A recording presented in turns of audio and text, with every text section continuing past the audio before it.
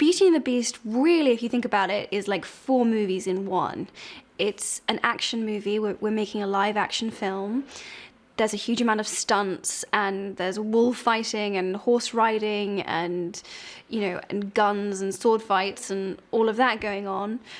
It's also a comedy. The comic timing of characters like Cogsworth and Lumiere and Mrs. Potts, it's just hysterical in my opinion. Then on the other hand, it's a romance. It's a romantic drama. So, and then it's a musical. And then there's music, just to kind of really add it on the top, music and dance and theatre, really.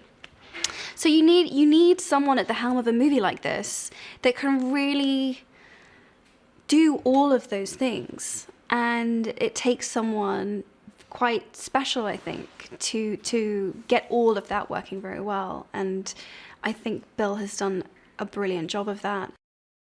We wanted to make sure that we know she loves reading, we know she loves to travel, but we also wanted to give her this element of being quite industrious and quite practical and very inventive.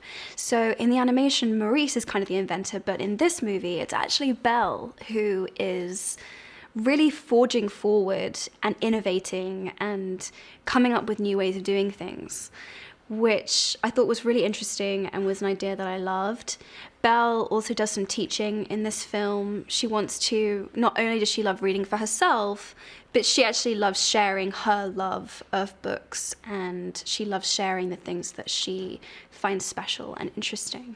And I loved that too, that she wants to share. Oh, she also has a new song. It's only a small baby song. It's a reprise, so it's only like a verse and a little bit of a chorus, but it's very beautiful. We expand a bit on her past, and we see, what is kind of the story of Belle's life before, before she goes to the castle and she meets Beast, which I think is really lovely extra detail, which we didn't get from the original.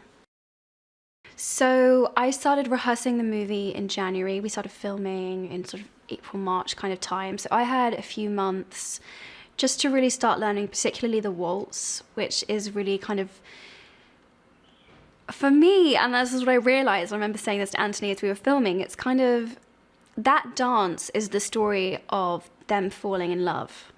And so it had to have so much communicated through it, not just as a dance, but as how two people interact and how their perception of one another changes. And it's all wrapped up in this 2 or 3 minute moment, and we wanted to try and communicate so much. So I realized I couldn't just be a dancer. I couldn't just sort of know the dance steps perfectly. Actually, what was going to make the dance special was if I brought what I'm hopefully good at, which is acting, and that was what was going to really bring it to life and tell the story. So it was a really special experience for me. I love to dance. I've always loved to dance, and getting to learn to do this specially choreographed dance between Beast and Belle was definitely a highlight. In the end, what we decided was that the most important thing for this dress to do was it had to dance beautifully. We wanted the dress to feel like it could float, like it could fly, like it was kind of almost like the third person in that dance. And, we started off with a much heavier, more intricate, more probably historically accurate dress, but we realized it just wasn't going to tell the story that we wanted it to tell. And we went for something a lot lighter, made of chiffon, and it does. It just is perfect for that moment. And yeah, we were pleased with it in the end. I think I was so actually focused on trying to support him through what he had to do for that dance. It really helped me because I couldn't focus on how nervous I was. Both of us were just trying to figure out the logistics of how do you do a 3-minute, Strictly Come Dancing-esque waltz routine with a beast, he's like 3 heads taller than me. It was really challenging. I think we were just so focused on the task at hand. It actually helped. It really helped carry us through it. And it was a very bonding experience. I actually think I'm going to suggest that on all of my movies, my co-star, my romantic co-star, has to learn to do a dance with me, because there's just no better way to bond with someone. So Days in the Sun is a song about longing. It's kind of everyone in the castle is brought together by just like that awful heartache of missing something or someone that you deeply love and care about. And it kind of takes you through all the different characters in the castle and hearing their sort of internal thoughts at that particular juncture in the movie. Maurice, who's Belle's dad, his job is that he makes these music boxes, which is interesting. I'm not actually sure whether Bill took this from the original, but Chip was actually originally meant to be a music box, not a cup.